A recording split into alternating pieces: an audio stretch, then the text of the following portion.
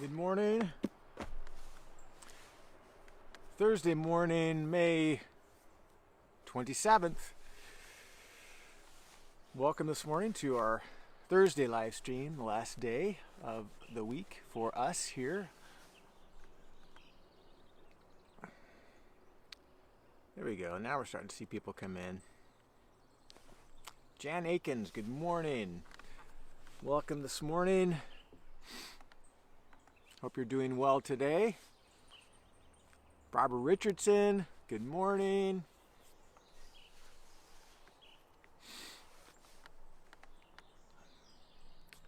Daryl and Suzanne, watching from Arizona, good morning to you. Jeremy and Wendy, wow, good to see you this morning.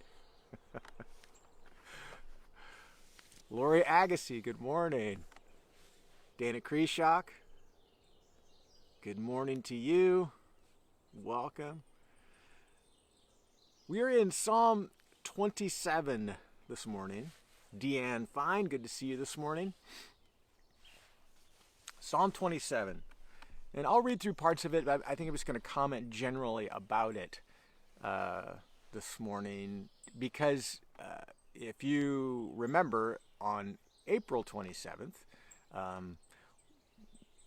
I already commented on this particular psalm, and I was reviewing it recently. In fact, I wrote a brief article for June's newsletter based upon that psalm, and so it's in my mind. And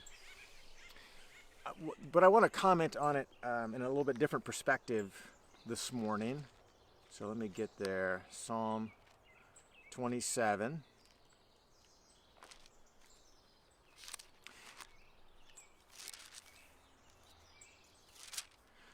Because this psalm, if you recall, just as a matter of review, David is in a situation where he is, an enemy is encamped against him, which is not uncommon.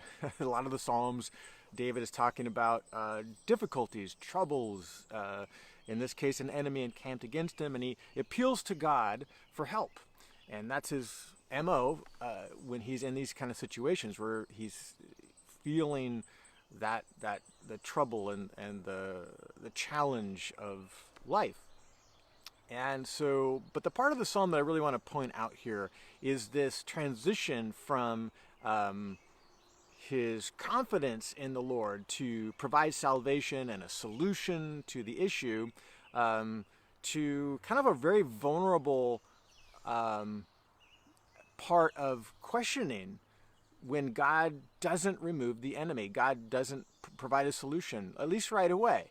And you see a change in the tone of what he's saying, this confident deliverance that he knows God is going to bring. I mean, he already writes about the thanksgiving offerings he's going to make once God clears the way, and creates a solution for him. But then God remains silent. God doesn't answer his prayer. His enemies remain. And so David moves from that place of confidence and like already planning the celebration of the victory, to, wait a second, God's not acting on my behalf.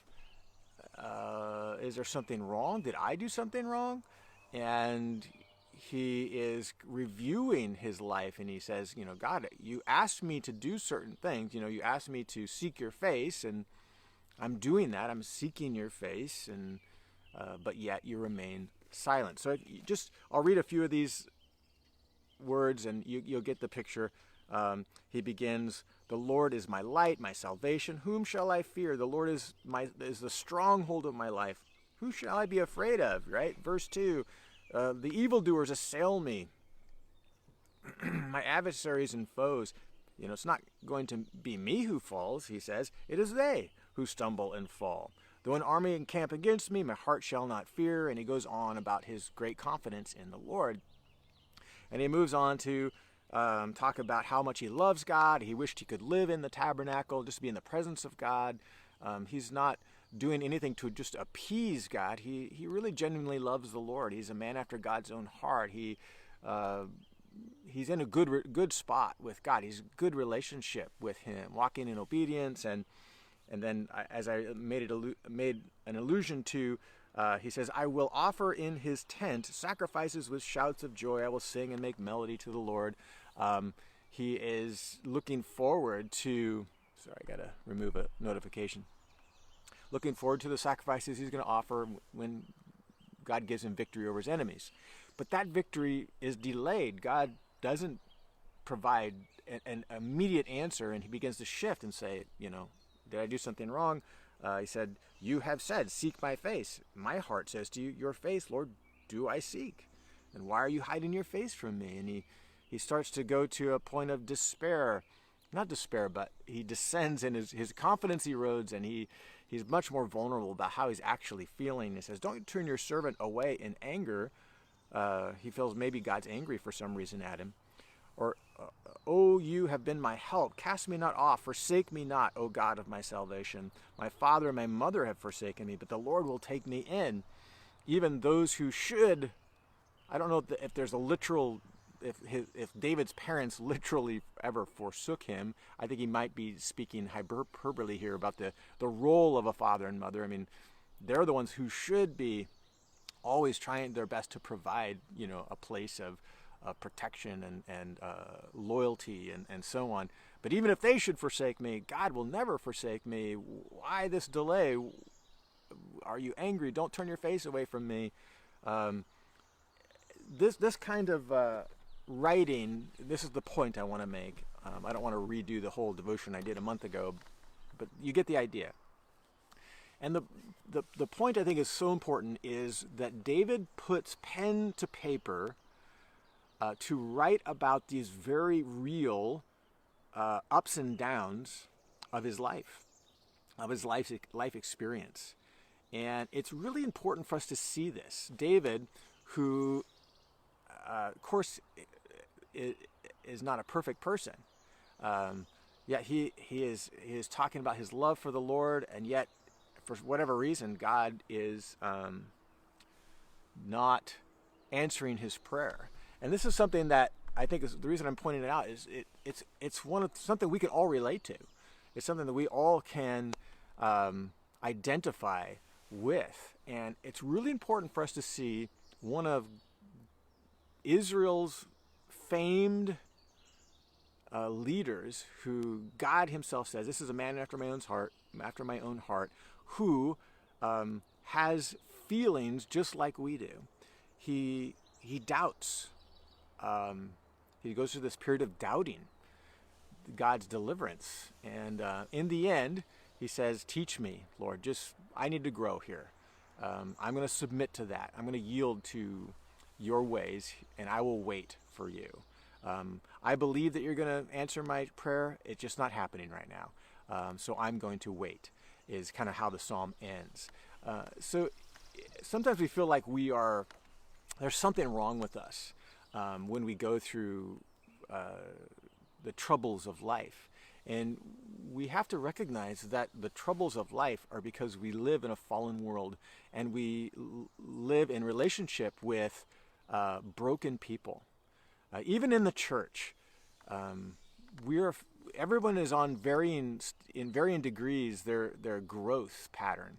Some people are very immature in their faith, and some people are mature. And I guarantee that even a pastor, I know this by experience, that I have ascended, if I could use that word, to a place where I am the lead pastor of a congregation. A lot of responsibility has been put on my shoulders. I believe God has called me to that. Yet I'm very aware of my shortcomings and my limits, and I have these ups and downs, and I'm going to lead out of my brokenness at times. I'm going to hurt people. I'm going to allow situations to exist. Doing my best, right? But I am also a broken person that God is in process of redeeming and growing and so on. And there's going to be circumstances where people get hurt and disappointed, and